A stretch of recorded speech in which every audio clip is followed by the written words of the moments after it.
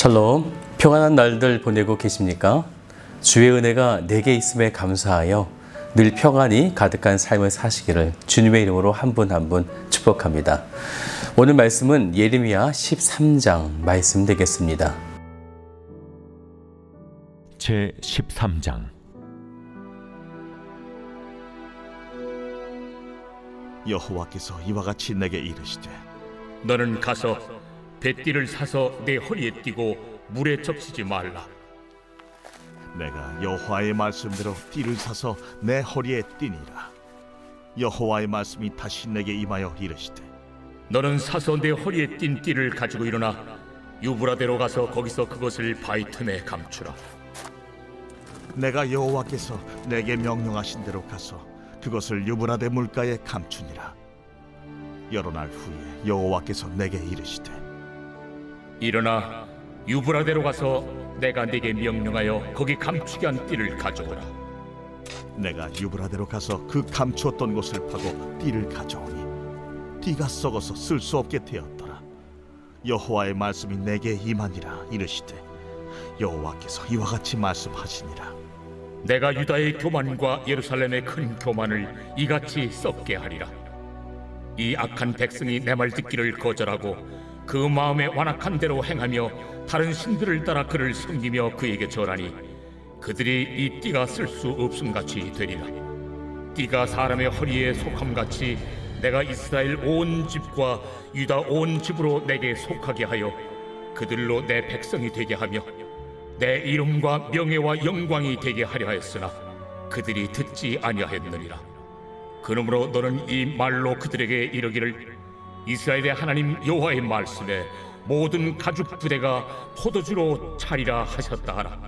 그리하면 그들이 내게 이르기를 모든 가죽 부대가 포도주로 찰 줄을 우리가 어찌 알지 못하려 하리니 너는 다시 그들에게 이르기를 여호와의 말씀에 보라, 내가 이 땅의 모든 주민과 다윗의 왕위에 앉은 왕들과 제사장들과 선지자들과 예루살렘 모든 주민으로 잔뜩 취하게 하고 또 그들로 피차 충돌하여 상하게 하되 부자 사이에도 그러하게 할 것이라.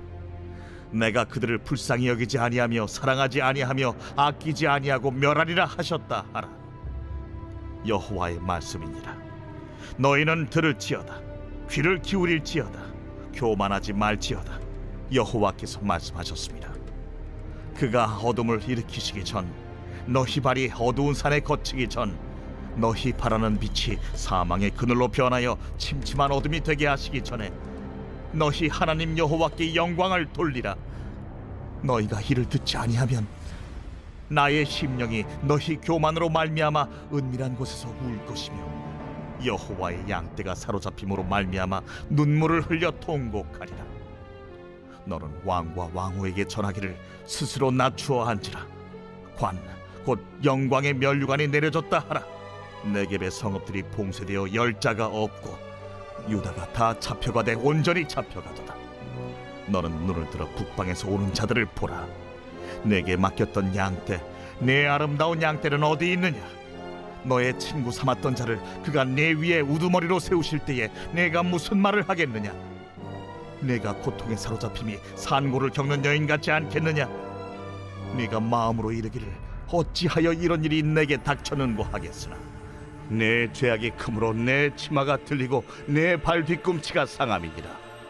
구수인이 그의 피부를, 표범이 그의 반점을 변하게 할 수 있느냐 할 수 있을진데 악에 익숙한 너희도 선을 행할 수 있으리라. 그러므로 내가 그들을 사막 바람에 불려가는 검불같이 흩으리로다. 이는 내 몫이요 내가 헤아려 정하여 내게 준 분깃이니 내가 나를 잊어버리고 거짓을 신뢰하는 까닭이라. 그러므로 내가 내 치마를 내 얼굴에까지 들쳐서 내 수치를 드러내리라. 내가 너의 간음과 사악한 소리와 들의 작은 산 위에서 네가 행한 음란과 음행과 가증한 것을 보았노라. 화 있을진저 예루살렘이여, 네가 얼마나 오랜 후에야 정결하게 되겠느냐. 예레미야 13장은 남유다의 죄를 지적하면서 구속사적인 사명을 망각하고 우상 숭배와 타락과 부패가 극심하였던 그들에게 심판을 예고하고 있는데요. 이 배경은 유다의 제19대 왕인 여호야긴 시대를 배경으로 하고 있습니다. 이 시기가 BC 598년부터 597년이기 때문에 이제 멸망까지 11년, 12년밖에 남지 않은 것이죠. 멸망 직전이었기 때문에 이들의 타락은 더더욱 극심하게 그 끝을 향해 달려가고 있었습니다. 오늘 본문 1절부터 14절까지는 두 가지 심판의 예언의 이야기가 나오는데요. 먼저는 1절을 같이 봅시다. 여호와께서 이와 같이 내게 이르시되 너는 가서 배띠를 사서 내 허리에 띠고 물에 적시지 말라 하시기로, 먼저는 썩은 배띠에 대한 예언을 하고 있습니다. 이 배는 히브리어로 베슈팀인데요. 이것은 세마포로 번역되는 단어가 되어집니다. 그래서 배띠라는 것은 제사장이 에봇 위에 두르는 허리띠와 같은 것인데요. 예레미야는 제사장 가문의 출신이었기 때문에 이 배띠에 대해서 아주 잘 알고 있었습니다. 이 띠를 착용하라 하는 것은 유다가 세상에서 거룩하고 영화로운 제사장 나라로 선택되었음을 지금 상기시키고 있는 것입니다.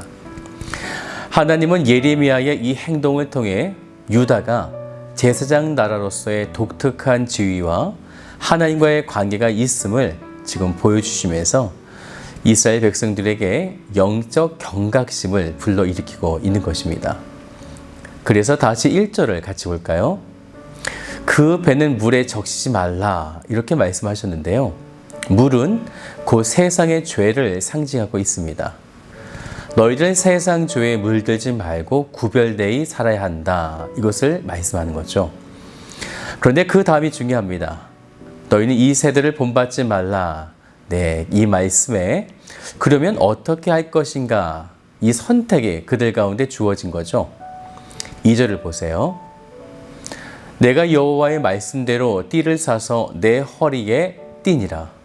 예레미야는 즉각적으로 순종하는 모습을 보여주었습니다. 그런데 그때 하나님은 다시 한번 그 배띠를 유브라다에 가서 그 바위 틈에 감추라 이렇게 말씀하셨습니다.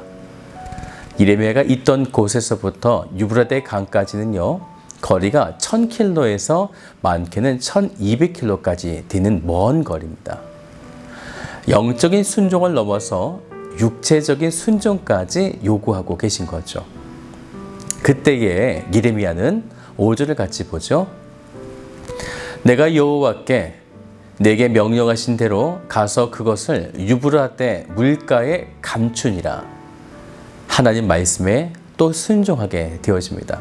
그런데 문제는요, 그 다음 6절을 보니까 그 후에 하나님께서 다시 유브라데 강가에 가서 배띠를 가져오라 이렇게 말씀하시는 거죠. 지금 왕복을 2번 한 것입니다. 거리로만 계산하면 거의 많게는 5000km를 왔다 갔다 한 것입니다. 그런데 가서 보니까 이 배띠가 썩어서 쓸 수 없게 된 것이죠. 배띠가 제사장 나라인 유다를 상징하였는데 그들이 있어야 할 곳은 원래 허리띠 그곳에 있어야 하는데 그 허리에서도 풀어져 나왔고 예루살렘이 아닌 먼 곳 유브라데 강에 감추어 놓는 것, 그리고 급기야 썩어져서 더 이상 제사장 나라의 사명을 수행할 수 없는 것, 이것이 장차 남유다의 모습이 되어지는 것입니다. 하나님께서 이 배띠를 물가에 놓아서 썩게 만드신 이유, 그 말씀이 8절 이후에 나오는데 다시 하나님의 말씀이 임하시면서 이렇게 말씀하시는 거죠. 9절을 같이 볼까요? 여호와의 이와 같이 말씀하시니라. 내가 유다의 교만과 예루살렘의 큰 교만을 이같이 썩게 하리라. 교만이라는 것이 무엇일까요? 여러 의미로 정의될 수 있는데요. 듣지 않는 행위, 따르지 않는 행위, 자신이 높아지려는 행위, 너무 등등 많이 있을 것입니다. 그래서 10절의 말씀에도 내 말 듣기를 거절하였다 이렇게 말씀하시죠. 그런데 또 신기한 것은 우상신들에게 절하면서 또 잘 섬겨요. 더 이상 하나님의 백성이 아니다라는 거죠. 그래서 10절을 보면 그들이 띠가 쓸 수 없음같이 되리라. 더 이상 제사장 나라의 사명을 감당할 수 없을 것이다 라는 것이죠. 원래 하나님의 뜻은 그들을 제사장 나라로 삼으셔서 이스라엘과 유다의 온 집이 하나님께 속하게 만들고 그들이 하나님의 백성이 되게 하셔서 하나님의 이름과 명예와 영광이 되게 하시려고 하셨었습니다. 그런데 11절 마지막을 보세요. 그들이 듣지 아니하였느니라. 이제 두 번째 예언이 주어지는데요. 그것은 포도주와 가죽 부대에 대한 이야기가 되어집니다. 포도주는요, 하나님의 진노를 상징하고요.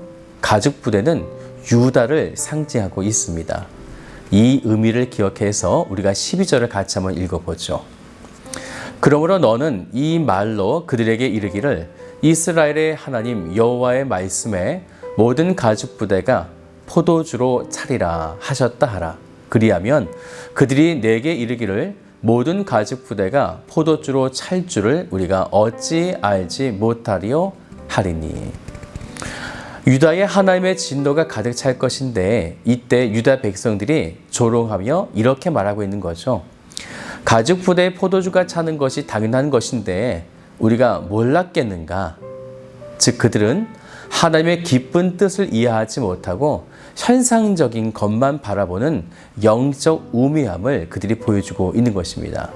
하나님은 이 포도주, 즉 진노를 통해서 13절에 모든 주민으로 잔뜩 취하게 만들고 14절에 보면 피차 충돌하게 할 그런 상황들을 만드시는데 심지어 아버지와 아들 사이에도 그런 충돌이 이 포도주, 진노로 일어나게 될 것이다 라는 것입니다.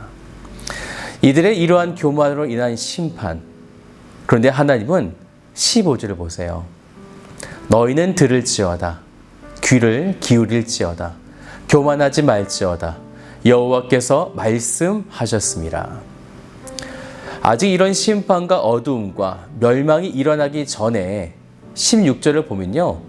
하나님 여호와께 영광을 돌리라 라는 것입니다. 다시 기회를 주시고 있는 거죠. 그러니 다시 겸손하게 왕부터 시작해서 모든 자들이 스스로 낮추어 앉으라 이렇게 말씀하십니다. 하지만 그들은 결국 그렇게 하지 못하죠. 그래서 하나님은 다시 그들에게 심판의 경고를 행하시는데 모든 성읍들이 봉쇄되고 유다가 다 잡혀가는데 그것은 북방에서부터 오는 자들, 즉 바벨론의 군대 때문이다라는 거죠. 그때의 20절 말씀을 같이 볼까요? 너는 눈을 들어 북방에서 오는 자들을 보라.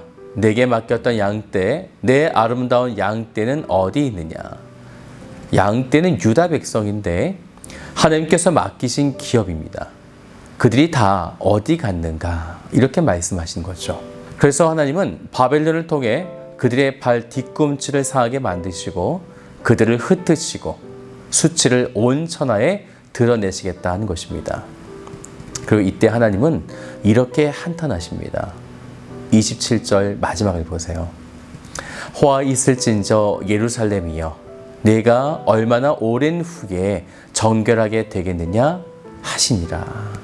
사랑하는 여러분, 오래 참으시는 하나님, 다시 우리를 회복하기를 원하시는 하나님, 하나님의 이 부르심에 반응하시고 응답하시고 다시 겸손함으로 나아가 구원의 감격 속에 살아가시기를 주님의 이름으로 축복합니다.